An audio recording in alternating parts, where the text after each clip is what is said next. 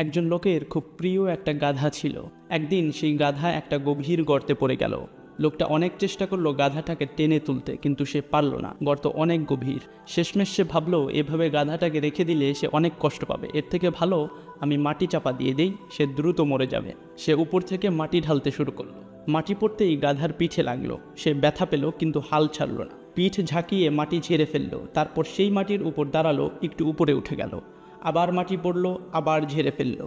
আবার তার উপর দাঁড়ালো এবং আরও একটু উপরে উঠে গেল। এভাবেই চলতে থাকলো। মাটি যত পড়তে থাকলো গাধা ততই উপরে উঠতে থাকলো। দুপুর হতে না হতেই দেখা গেল গাধা গর্ত থেকে বেরিয়ে সবুজ মাঠে ঘাস খেয়ে বেড়াচ্ছে। জীবনও এরকম, সমস্যা আসবে, উপর থেকে মাটি ঢালা হবে, মনে হবে শেষ হয়ে যাচ্ছি, চাপা পড়ে যাচ্ছি। কিন্তু আপনি যদি সেই সমস্যাগুলো ঝেড়ে ফেলেন, সেখান থেকে শেখেন আর সেটাকে সিঁড়ি বানিয়ে উপরে ওঠেন, তাহলে একদিন আপনিও আপনার কাঙ্ক্ষিত সবুজ মাঠে পৌঁছাবেন। মনে রাখবেন, সমস্যা আপনাকে কবর দিতে আসে না, সিঁড়ি বানাতে আসে। শুধু আপনাকে বুঝতে হবে কিভাবে সেটাকে ব্যবহার করবেন।